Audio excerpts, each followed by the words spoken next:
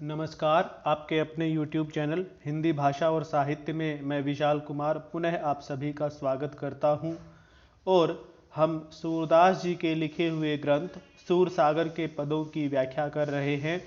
इस क्रम में हम अभी तक 340 पदों की व्याख्या कर चुके हैं। आज पद संख्या 341 की व्याख्या से प्रारंभ कर रहे हैं। उधो ले चल। गोपियां उद्धव को संबोधित करते हुए कहती हैं कि हे उद्धव, हमें ले चलो। और कहाँ ले चलो? जह वह सुंदर श्याम बिहारी, हमें तहाँ ले चल। कि जहाँ पर वह सुंदर श्याम श्री कृष्ण विराजमान हैं, हमें वहाँ पर ले चलो। आवन आवन कही गए उधो, करी गए हम सो छल। कि हे उद्धव, वे हमें आने के लिए कहे गए कि वे लौटकर आएंगे और हमसे इस प्रकार से छल करके वो छल की बात कहकर चले गए। हमसे उन्होंने आने के लिए कहा था, लेकिन वो वापस नहीं लौटे। हृदय की प्रीति श्याम जू जानत, कितिक दूर गोकुल।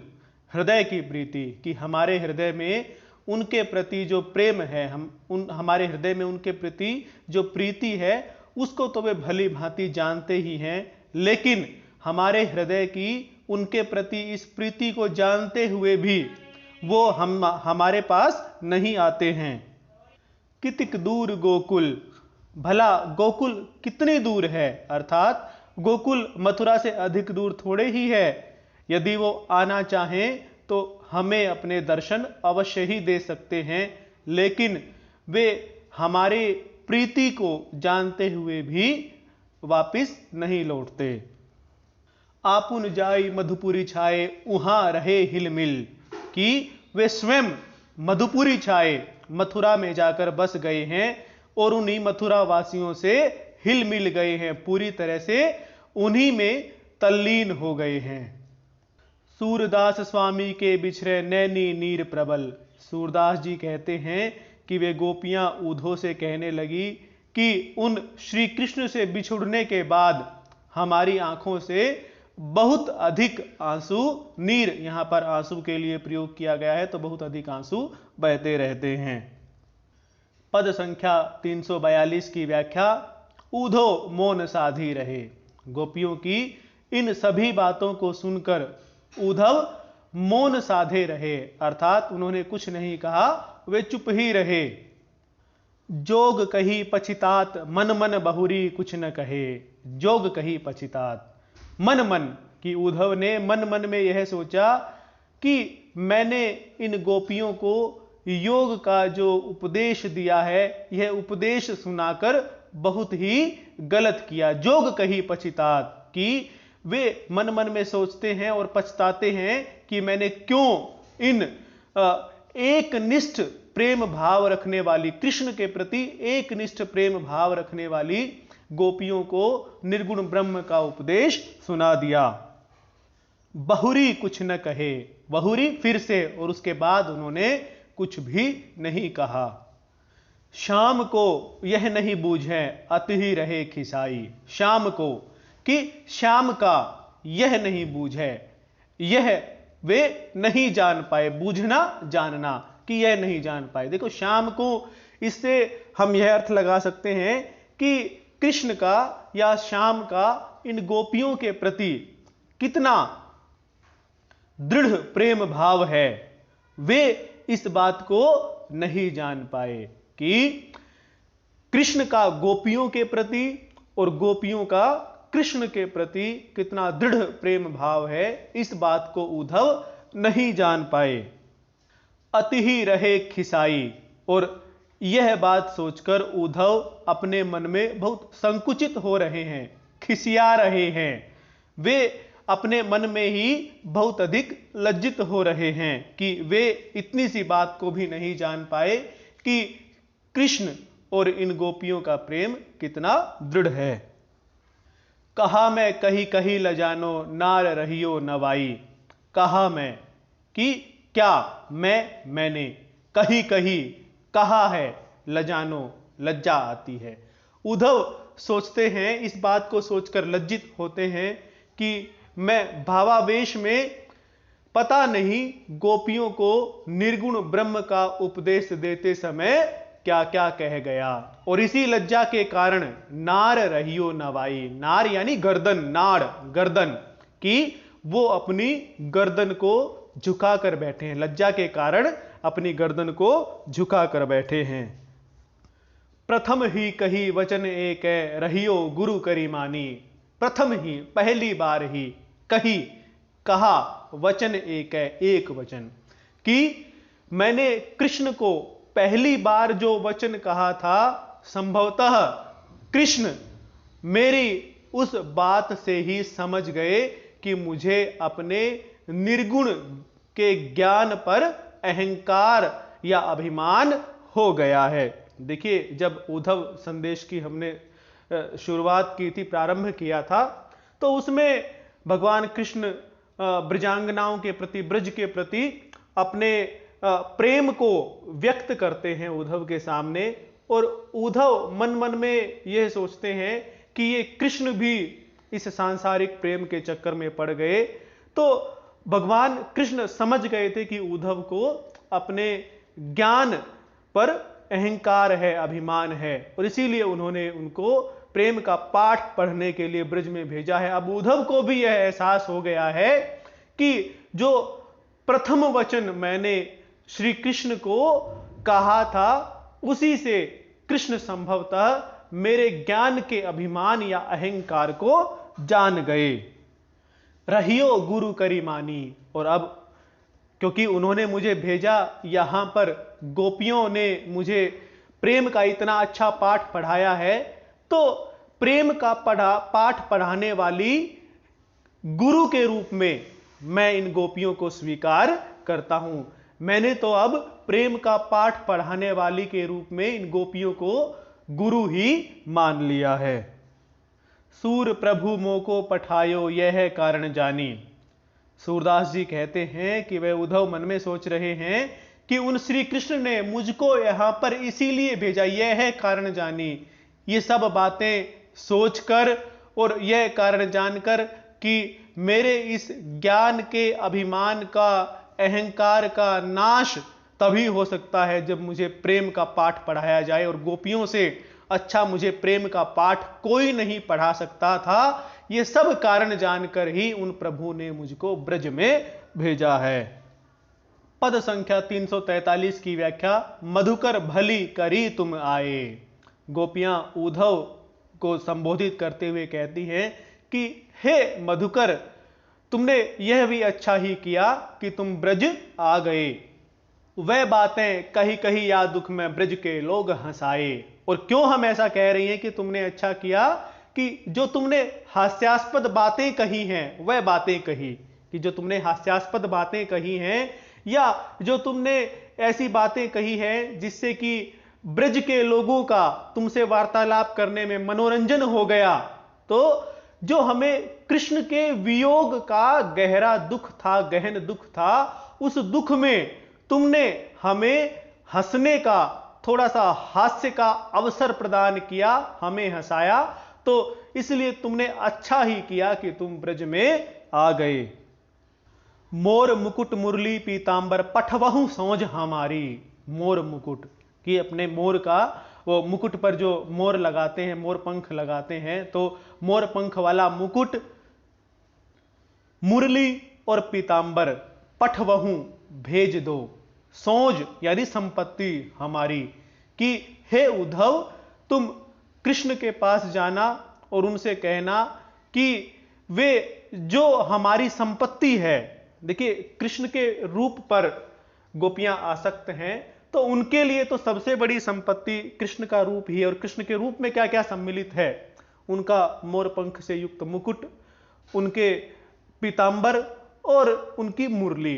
तो गोपियां इसलिए कहती हैं कि उन कृष्ण से कहना कि वे हमारी इस संपत्ति को लौटा दें, पठवहु भेज दें, हमारे पास वापिस भेज दें। आपुन जटा जूट मुद्रा धरी लीजिए भस्म आधारी। और जो उन्होंने तुम्हारे हाथों संदेश के रूप में हमें मुद्रा धारण करने के लिए, आधारी धारण करने के लिए, भस्म रमाने के लिए, या सिर के बालों की जगह जटाएं धारण करने के लिए कहा है, अर्थात योग साधना करने के लिए कहा है, तो उनसे जाकर कहना कि वे स्वयं योग के इन चिन्हों को धारण करें, वे स्वयं ही जटा धारण करें, स्वयं ही मुद्रा धारण करें, वे स्वयं ही अपने शरीर पर भस्म इत्यादि लगाएं और वे स्वयं ही आधारी इत्यादि रखकर योग साधना करें। कौन काज वृंदावन को सुख दही भात की छाक, कौन काज वृंदावन को।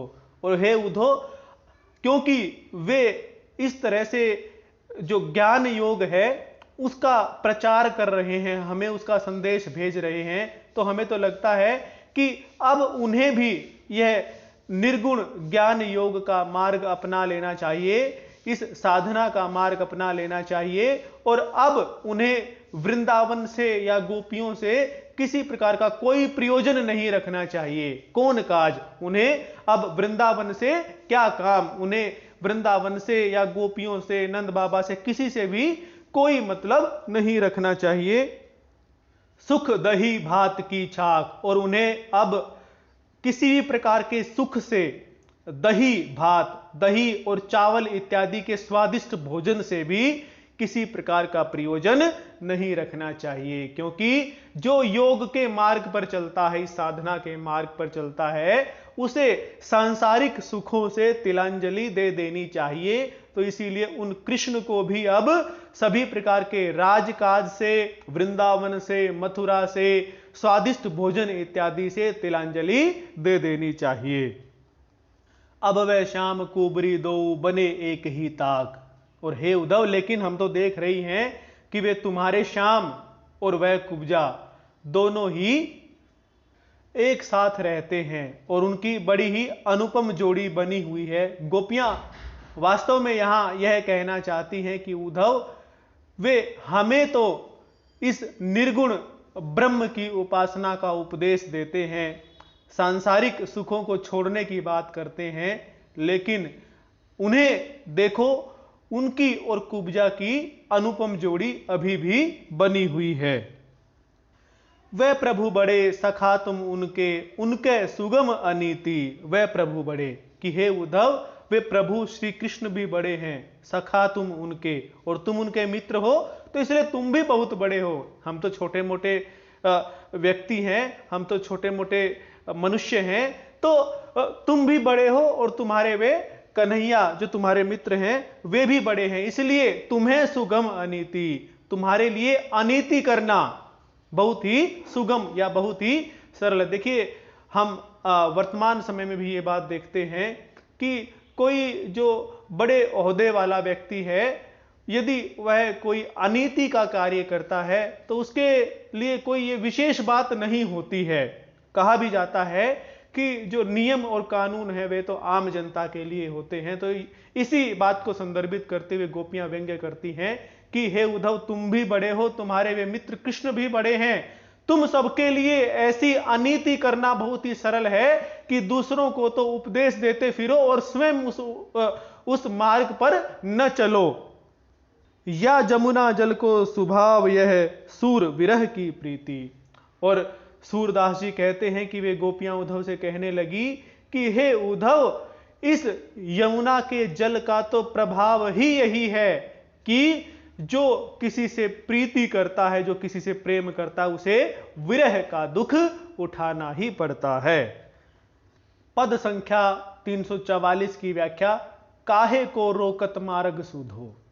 गोपियां उद्धव को संबोधित करते हुए कहती हैं कि हे उद्धव, तुम हमारे प्रेम के बड़े सीधे और सरल मार्ग को क्यों रोकते हो, कि हम कृष्ण प्रेम के सीधे और सरल से मार्ग पर चली हुई हैं, तुम उस मार्ग में अवरोध उत्पन्न क्यों करते हो। सुनहु उद्धो निर्गुण कंटक तय, राजपंथ क्यों रूधो। और हे उद्धव, सुनो, इस निर्गुण रूपी कांटे से, इस निर्गुण ब्रह्म के ज्ञान रूपी कांटे से तुम राजपंथ की जो राजमार्ग है, कृष्ण के प्रेम का जो राजमार्ग है, उसको क्यों रोकते हो, उस पर ये कांटे क्यों बिछाते हो। कहने का अभिप्राय है कि जो कृष्ण के प्रेम का राजमार्ग है, तुम उस पर ये निर्गुण रूपी कांटे क्यों लगा रहे हो, या निर्गुण रूपी कांटे लगाकर उसे रोक क्यों रहे हो। कह तुम सिखी पठी हो कुब्जा, कहियो श्याम घन हूं धो। कह तुम सिखी पठे हो कुब्जा, कि सच सच तो बताओ उधो, क्या तुमको कुब्जा ने सिखा पढ़ाकर भेजा है, पठे हो भेजा है, कि सच बताओ उधो, क्या तुमको कुब्जा ने ऐसा संदेश देकर सिखा पढ़ाकर भेजा है, या फिर कहियो श्याम घन हूं दो, या फिर स्वयं श्री कृष्ण ने तुमको यह बात कही है। इस बात में भी हमें संशय है कि कहीं तुमको उस कुब्जा ने तो सिखा पढ़ाकर नहीं भेजा, क्या वास्तव में ही तुम्हें कृष्ण ने यह सब कहकर भेजा है। क्योंकि वेद पुराण स्मृति सब ढूंढो, जुवतनी जोग कहूं धो, कि हमने वेदों में, पुराणों में, स्मृतियों में सब जगह ढूंढ कर देख लिया। यदि इन सब में ढूंढा जाए तो बताओ, क्या कहीं युवतियों के लिए योग का मार्ग बताया गया है। यदि वेद पुराण और स्मृति इत्यादि ग्रंथों में ढूंढा जाए तो बताओ, क्या कहीं युवतियों के लिए योग का मार्ग भी बताया गया है। ताको कौन परेखो कीजिए, जाने छाछ न दूध हो। ताको यानी उसका, कौन परेखो कीजिए, उसकी बात का क्या बुरा मानना, उसकी बात पर क्या पछताना।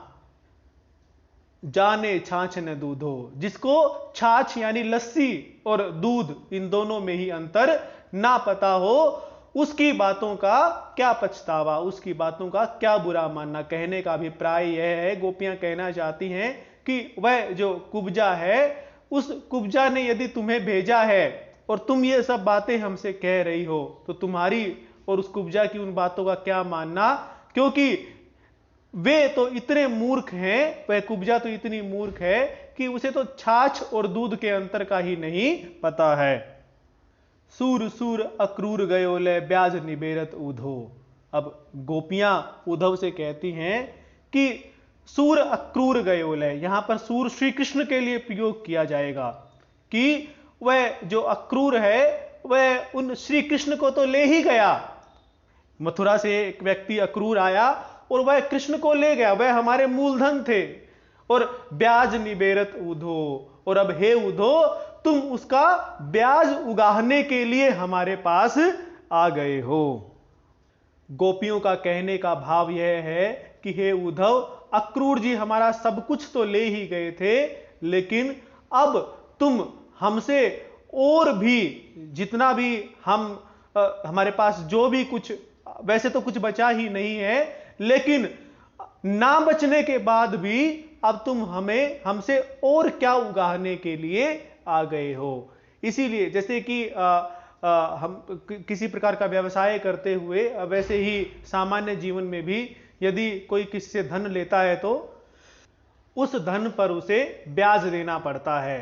तो जो धन लिया गया उसे मूलधन कहते हैं। तो इसीलिए गोपियां कहती हैं कि हे उद्धव, वे अक्रूर जी कृष्ण के रूप में हमसे मूलधन तो ले ही गए थे, और अब क्या तुम ब्याज उगाने के लिए आए हो। पद संख्या 345 की व्याख्या, प्रेम न रुकत हमारे बूतें। गोपियां उद्धव से कहती हैं कि हे उद्धव, हमारे बूतें, कि हमारे वश में, हमारे बूते में, कि इस कृष्ण प्रेम को रोकना, इस कृष्ण प्रेम को अवरुद्ध करना हमारे वश की बात नहीं है, हमारे बूते की बात नहीं है। किही गयंत बांध्यो सुनी मधुकर, पद्म नाल के कांचे सूते।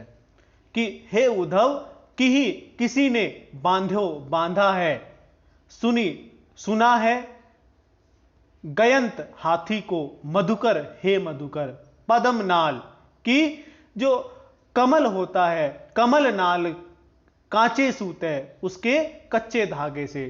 कि हे उद्धव, कभी तुमने सुना है कि कमल नाल के कच्चे धागे से किसी ने हाथी को बांधा है। अर्थात गोपियां कहना चाहती हैं कि कभी कोई पद्मनाल, कमल नाल के कच्चे धागे से क्या हाथी को बांधकर रोक सकता है। अर्थात नहीं रोक सकता, उसी प्रकार से यह जो कृष्ण प्रेम है इसे हम भी नहीं रोक सकती। सोवत मनसिज आनी जगायो, पठे संदेश श्याम के दूत है। सोवत सोया हुआ, मनसिज कामनाएं, आनी जगायो आकर जगा दिया है, पठे भेजे हुए, संदेश संदेश श्याम की कृष्ण के संदेश ने दूतें दूत के द्वारा। गोपियां कहती हैं कि कृष्ण के द्वारा संदेश देकर भेजे हुए दूत ने आकर हमारी सोई हुई कामनाओं को जगा दिया है। विरह समुद्र सुखाई कौन विधि, रंचक जोग अग्नि के लूते। विरह समुद्र कि इस विरह रूपी समुद्र को, कृष्ण के विरह रूपी समुद्र को सुखाई कौन विधि, किस विधि से, किस प्रकार से सुखा दें। जोग अग्नि के लूत है, रंचक रंचक जरासी, जोग अग्नि योग की अग्नि की लूत है कि उसकी लपटों से, कि हे उद्धव हमारे मन में कृष्ण के विरह का जो सागर उमड़ा हुआ है उस सागर को तुम्हारे योग की जरासी अग्नि की लपटों से कैसे सुखाया जा सकता है। देखिए कोई समुद्र जिस प्रकार से हो और कोई उसे थोड़ी सी अग्नि जलाकर सुखाना चाहे तो वह उसे सुखा नहीं सकता। ठीक यही बात गोपियां उद्धव से कह रही हैं कि हमारे हृदयों में उमड़े हुए विरह के शोक के सागर को तुम्हारे इस योग की जरासी अग्नि की लपटों से किस प्रकार से बुझाया जा सकता है, अर्थात नहीं बुझाया जा सकता। सुफलक सुत अरु तुम दो मिली, लीजिए मुक्ति हमारे हूते। सुफलक सुत अक्रूर अरु तुम दो, और तुम दोनों ही। गोपियां उद्धव से कहती हैं कि हे उद्धव तुम और वह सुफलक सुत अक्रूर दोनों ही मिलकर लीजिए मुक्ति, ये मुक्ति हमारे हूते, कि जो मुक्ति तुम हमें प्रदान करना चाहते हो, जिस मुक्ति का मोक्ष का संदेश कृष्ण के द्वारा तुम हमारे पास लेकर आए हो, वह मुक्ति तुम और अक्रूर जी मिलकर अपने में ही बांट लो, हमें तुम्हारी यह मुक्ति नहीं चाहिए। चाहती मिलन सूर के प्रभु को, क्यों पति आही तुम्हारे दूत है।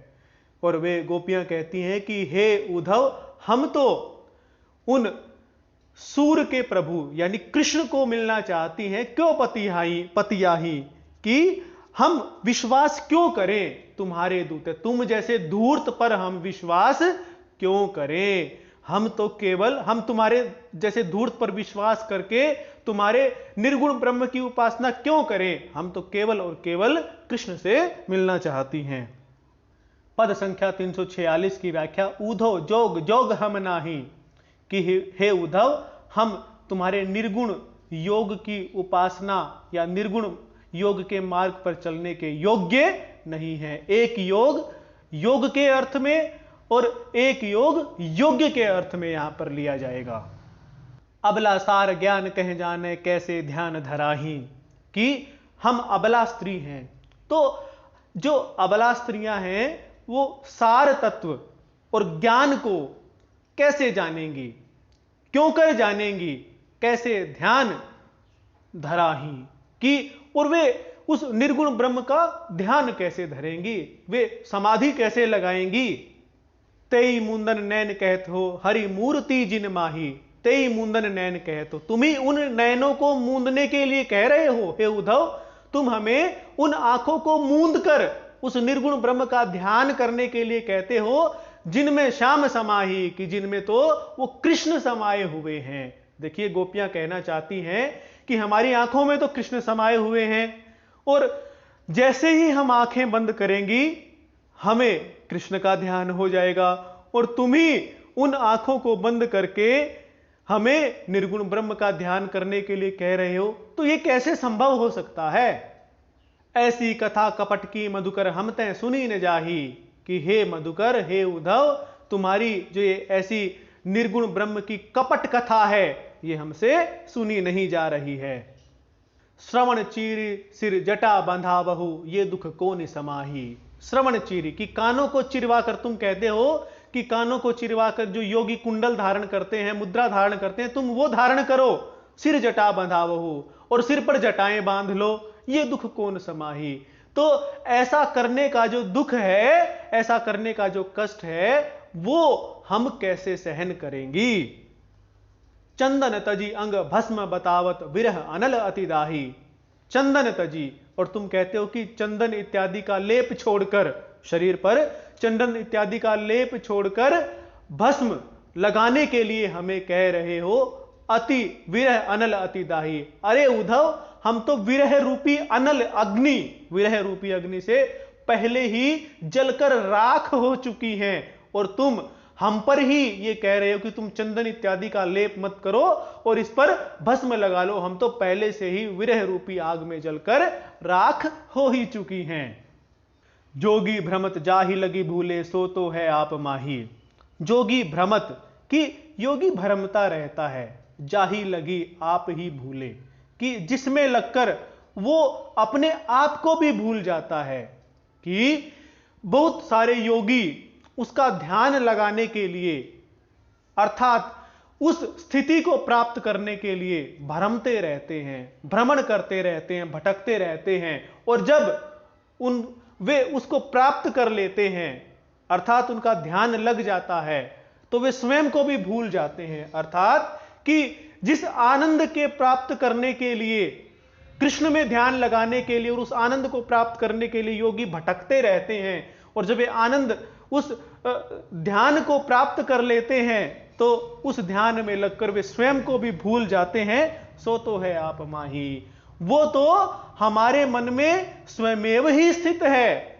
देखिए, जो भी योग का मार्ग होता है उसमें यह प्रयत्न किया जाता है कि मनुष्य किसी का ध्यान करे, और यह आवश्यक है कि सदैव उसका ध्यान रहे, प्रत्येक पल उसका ध्यान रहे, उससे ध्यान हटे नहीं। यही समाधि की स्थिति होती है। तो गोपियां कहती हैं कि बड़े बड़े योगी महात्मा जिसमें ध्यान लगाने के लिए भटकते फिरते हैं, और जब उनका ध्यान लग जाता है तो वे स्वयं को भी भूल जाते हैं। वो तो हमारे हृदय में पहले से ही अवस्थित हैं, उनका ध्यान तो हमें हमेशा ही रहता है। तो फिर तुम्हारे इस निर्गुण योग की हमें क्या आवश्यकता है, हम तो पहले से ही उसके ध्यान में अवस्थित रहती हैं। सूर श्याम तय न्यारी न पलछिन, जो घट तय पर छाही। सूरदास जी कहते हैं कि वे गोपियां उद्धव से कहने लगी कि हे उद्धव, हम उन कृष्ण से एक पल के लिए, एक क्षण के लिए भी न्यारी नहीं होती है। जिस प्रकार से परछाई, किसी मनुष्य की परछाई उससे अलग नहीं होती, उसी प्रकार से हम कृष्ण से एक पल या एक क्षण के लिए भी अलग नहीं होती हैं। पद संख्या 347 की व्याख्या। हम तो नंद घोष के वासी। गोपियां उद्धव से कहती हैं कि हे उद्धव, हम तो नंद जी के घोष यानी गांव, हम तो नंद जी के गांव के वासी हैं। नाम गोपाल जाति कुल गोपक, कोप गोपाल उपासी। कि हे उद्धव, नाम गोपाल, और हमें तो, हमारे तो नाम ही गोपाल यानी गोपालक, गौओं को पालने वाले ग्वाले हैं, हम तो ग्वाले कहलाते हैं। जाति कुल गोपक, और हमारी तो जाति भी और हमारा कुल भी ग्वाला ही है, अर्थात गोप ही हम कहलाते हैं, गोपाल ही कहलाते हैं। गोप गोपाल उपास्य, और जितने भी हम यहां नंद गांव में रहते हैं वे सभी गोप गोपियां उन गोपाल, उन कृष्ण के उपासक हैं। गिरिवरधारी गोधनचारी वृंदावन अभिलाषी, और हम किन गोपाल के उपासक हैं? गिरिवरधारी, जिन्होंने अपनी कनिष्ठा उंगली पर गोवर्धन पर्वत को धारण किया था। गोधनचारी, जो वृंदावन में रहकर गौओं को चराते थे। वृंदावन अभिलाषी, और जिन्हें वृंदावन बहुत ही प्रिय था। राजा आनंद जसोदा रानी सजल नदी जमुनासी, हमारे तो राजा बाबा नंद हैं और रानी मैया यशोदा हैं, और हमें सुख प्रदान करने के लिए बहुत जल वाली यमुना नदी भी यहां से बहती है। मीत हमारे परम मनोहर कमल नैन सुख राशि। मीत यानी कि हमारे बंधु, हमारे प्रिय, हमारे अपने तो केवल वे कमल नैन, कमल जैसे नेत्रों वाले कृष्ण हैं, जो कि सुख राशि, सुखों की राशि है, सुखों का भंडार है। परम मनोहर, और जो कि बहुत ही मनोहर रूप वाले हैं। सूरदास प्रभु कहो कहा लो अष्ट सिद्धि, अष्ट महासिद्धिदासी। कि सूरदास जी कहते हैं कि वे गोपियां उद्धव से कहने लगी कि अब हम तुम्हें उन कृष्ण के गुणों के बारे में क्या बताएं कि उन कृष्ण की तो 8 सिद्धियां दासी के समान हैं। 8 सिद्धियां अणिमा, गणिमा, लघिमा, प्राप्ति, प्राकाम्या, ईशित्व, वसित्व, तो जो ये 8 सिद्धियां हैं वे उन श्री कृष्ण की दासी के समान हैं। पद संख्या 348 की व्याख्या, यह गोकुल गोपाल उपासी। गोपियां उद्धव से कहती हैं कि हे उद्धव, जो ये पूरा गोकुल है, जितने भी गोकुल के लोग हैं वे सब उन गोपाल श्री कृष्ण के उपासक हैं। जे गाहक निर्गुण के उधो ते सब बसत ईसपुर काशी।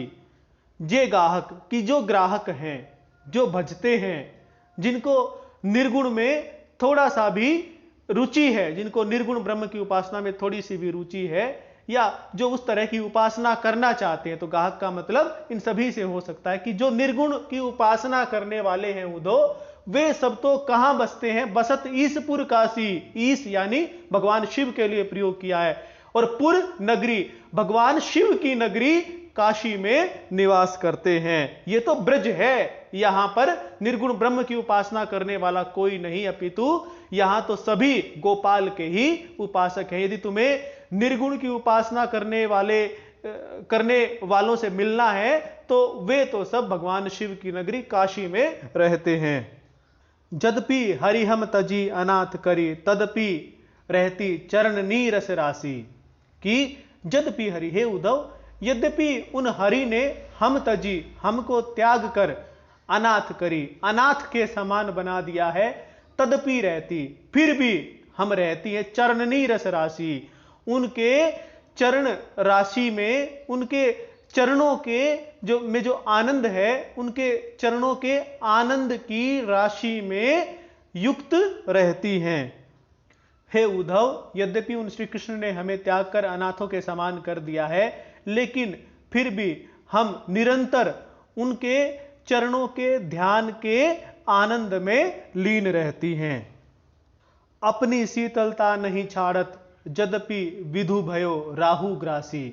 कि हे उद्धव, अपनी शीतलता को नहीं छोड़ता, यद्यपि भले ही विधु भयो, चंद्रमा हो जाए, राहु ग्रासी, राहु के द्वारा ग्रास। कि हे उद्धव, जिस प्रकार से राहु के द्वारा ग्रस लिए जाने पर भी चंद्रमा अपनी शीतलता नहीं छोड़ता, उसी प्रकार कुब्जा रूपी राहु के द्वारा ग्रस लिए जाने पर भी उन कृष्ण के चरणों की शीतलता कम नहीं हुई है। या यूं भी कह सकते हैं कि उसी प्रकार हम भी उनके विरह रूपी राहु के द्वारा ग्रस लिए जाने पर भी उनके प्रति अपने भक्ति भाव को नहीं छोड़ सकती।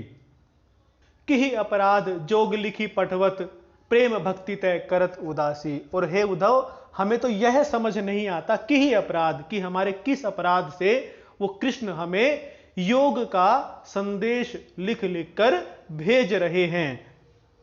प्रेम भक्ति तय करत उदासी, और हमें उनके प्रेमा भक्ति करने से, उनके प्रति अपने प्रेम भक्ति का प्रदर्शन करने से, उनके प्रति अपने मन में प्रेम भाव रखने से, भक्ति भाव रखने से हमें उदासी यानी कि वंचित कर रहे हैं। उनके प्रति प्रेमा भक्ति से हमें वंचित कर रहे हैं। कहने का भाव यह है कि गोपियां ये कहना चाहती हैं कि कृष्ण ऐसा क्यों कर रहे हैं कि हमें निर्गुण मार्ग पर चलने के लिए कह रहे हैं, और वे स्वयं हमें अपनी भक्ति से वंचित क्यों कर रहे हैं, अर्थात अपनी भक्ति ना करने के लिए क्यों कह रहे हैं। सूरदास ऐसी को बिरहिनी मांगे मुक्ति छाड़े गुण राशि। सूरदास जी कहते हैं कि वे गोपियां उद्धव से कहने लगी कि हे उद्धव, इस ब्रज में ऐसी कौन विरहनी है, ऐसी कौन गोपी है जो कि मुक्ति मांगेगी, छाड़े गुण राशि, उन गुण राशि श्री कृष्ण को छोड़कर मुक्ति की कामना करेगी, मुक्ति की आकांक्षा करेगी, अर्थात इस ब्रज में ऐसी कोई भी विरहनी नहीं है। पद संख्या 349 की व्याख्या। उद्धव कोकिल कूजत कानन। गोपियां उद्धव से कहती हैं कि हे उद्धव, कानन यानी वन में कोयल कूक रही है, कोयल अपनी मीठी ध्वनि सुना रही है। तुम हमको उपदेश करत हो भस्म लगावन आनन। और वहां तो वन में कोयल कूक रही है और यहां तुम हमें उपदेश कर रहे हो भस्म लगावन आनन, कि तुम अपने मुख पर और शरीर पर, आनन होता है मुख, तुम अपने मुख पर और अपने शरीर पर भस्म लगा लो। ओरो सिखी सखा संग ले ले टेरत चढ़े पखानन। ओरो सिखी कि और दूसरे सिखी मोरों को, सखा सखाओं को संग ले ले, साथ में ले लेकर, टेरत टेरते हुए, पुकारते हुए, चढ़े हुए, पखानन पर्वतों पर, कि मोर पर्वतों पर चढ़े हुए अपने और सखाओं और सखा मोरों को साथ ले लेकर बड़ी ही मधुर आवाज में बोल रहे हैं, पीहू पीहू की आवाज में बोल रहे हैं। देखिए गोपियां यहां पर ये जो सब बातें बता रही हैं कि कोयल बोल रही है, मोर अपने सखा मोरों के साथ पर्वत पर चढ़कर बोल रहे हैं, ये सब उद्धव को ये बताना चाहती हैं कि जो ऋतु है वो बड़ी ही सुहावनी है, मौसम बड़ा ही सुहावना है और हमें तो कृष्ण के दर्शन की इच्छा हो रही है, कृष्ण से मिलने की इच्छा हो रही है, रास करने की इच्छा हो रही है, और तुम हो कि हमें इस निर्गुण योग का संदेश दिए जा रहे हो। बहुरो आई पपीहा कैमिस मदन हनत निच बानन। बहुरो आई फिर से आकर, पपीहा कैमिस पपीहे के बहाने से, मदन कामदेव हनत मार रहा है, घायल कर रहा है, निज बानन अपने बानों से। और इस पपीहे के बहाने, पपीहे की आवाज के माध्यम से फिर से आकर कामदेव अपने बाणों से हमें मार ही डाल रहा है, हमें घायल कर रहा है। अर्थात पपीहे की आवाज को सुनकर भी हम कामातुर हो रही हैं, हमारे मन में कृष्ण से रास रचाने की प्रबल इच्छा जागृत हो रही है। हम तो निपट अहीर बावरी जोग दीजिए जानन, कि हे उद्धव हम तो निपट यानी मूर्ख, हम तो बहुत ही निरी अहीर जाति की बावली यानी कि मूर्ख सी ब्रज की स्त्रियां हैं, जोग दीजिए जानन। योग का उपदेश तो ज्ञानियों को दिया जाना चाहिए, जो कुशाग्र बुद्धि के हों उनको दिया जाना चाहिए। हम तो निपट अहीर मूर्ख स्त्रियां हैं, भला हम योग को क्या समझेंगी। कहा कथत मासी के आगे जानत नानी नानन। कहा मतलब क्या, कथत कह रहे हो, मासी के आगे, मौसी के आगे, जानत नानी नानन, नाना नानी को जानती ही है। देखिए गोपियां क्या कहना चाहती हैं कि हे उद्धव, मौसी के आगे नाना और नानी की कथा क्या कह रहे हो, क्योंकि जो नाना और नानी होंगे वे मौसी के ही तो मां बाप होंगे, और फिर उनके आगे नाना नानी की बात क्या कहना, क्योंकि वह तो अपने माता पिता के बारे में जानती ही होगी। तो गोपियां कहती हैं कि तुम नाना नानी की कथा को मौसी के आगे क्या कह रहे हो, वह तो उन सब बातों को जानती ही है। इसी प्रकार से हम भी कृष्ण प्रेम को और तुम्हारे इस निर्गुण ब्रह्म को जान गई हैं। हम यह भी जान गई हैं कि कृष्ण इस प्रकार की निर्गुण ब्रह्म के मार्ग पर चलने की बात हमें कह ही नहीं सकते। हम तो ये बात जानते ही हैं, तुम हमारे सामने ये सब बातें क्या कह रहे हो। तुम तो हमें सिखावन आए जोग होई निर्वाणन। तुम तो हमें यही सिखाने आए हो ना कि जोग होई निर्वाणन, कि जोग से ही तुम निर्वाण प्राप्त कर सकती हो, योग से ही तुम मुक्ति प्राप्त कर सकती हो, लेकिन हमें यह मुक्ति नहीं चाहिए। हम सब जान गई हैं कि मुक्ति क्या है और श्री कृष्ण के प्रेम का रस क्या है। सूर मुक्ति कैसे पूजती हैं वह मुरली के तानन। सूरदास जी कहते हैं कि वे गोपियां उद्धव से कहते हैं कि हे उद्धव, उन श्री कृष्ण की मुरली के आगे कैसे पूजे, किसकी, उन इस तुम्हारे द्वारा बताई हुई मुक्ति को, कि हे उद्धव उन श्री कृष्ण की मुरली के सामने हम तुम्हारी बताई हुई मुक्ति को कैसे पूज सकती हैं, अर्थात उसके लिए प्रयास क्यों करें, क्योंकि हमारे लिए तो कृष्ण की मुरली तुम्हारी इस मुक्ति से कहीं अधिक श्रेष्ठ है। पद संख्या 350 की व्याख्या, आयो घोष बड़ो व्यापारी, कि गोपियां कहती हैं कि अरे सखियो, घोष यानी गांव में देखो बहुत बड़ा व्यापारी आया है। खेप लादी गुरु ज्ञान योग की ब्रज में आनी उतारी, खेप लाद कर लाया है, अर्थात गट्ठर लाद कर लाया है। किसका? अपने गुरु के द्वारा बताए हुए ज्ञान योग का, निर्गुण ब्रह्म के ज्ञान योग के उपदेश का गट्ठर वो अपने सिर पर धरकर लाया है। ब्रज में आनी उतारी, और उसने ब्रज में आकर अपनी इस खेप को उतार दिया है। गोपियां कहती हैं कि देखो ये जो व्यापारी आया है ना, ये अपने साथ सामान के रूप में किसको लेकर आया है? निर्गुण ब्रह्म के ज्ञान योग को, और उसने उस निर्गुण ब्रह्म के ज्ञान योग की गठरी को आकर ब्रज में उतार दिया है, और वो इसको बेचने का प्रयत्न कर रहा है।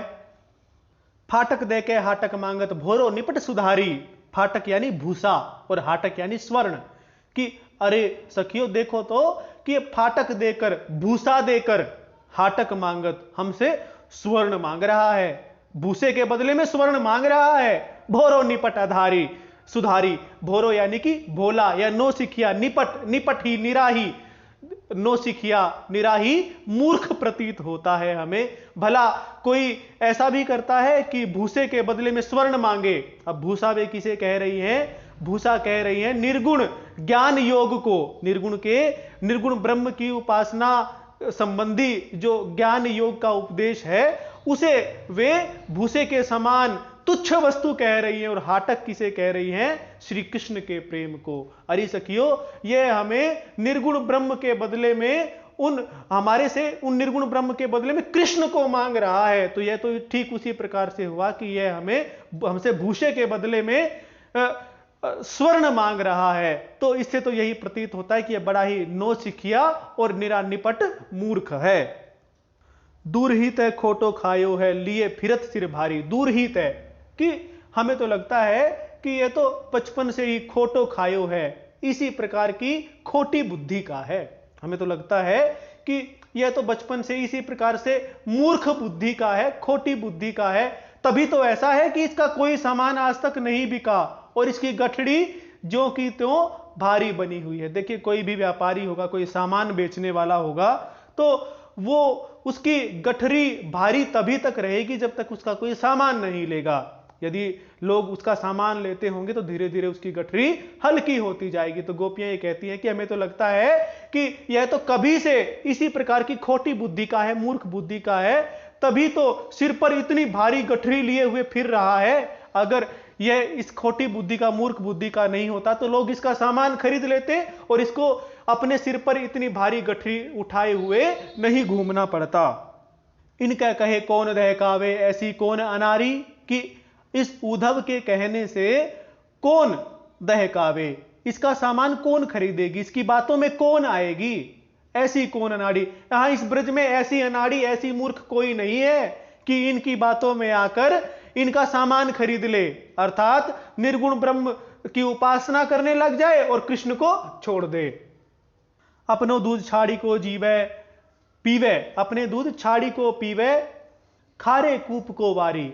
अपनो दूध, कि अपने पास रखे हुए दूध को छोड़कर ऐसा कौन होगा कि जो पिएगा, क्या पिएगा? खारे कूप को वारी, कि खारे कुएं का जल।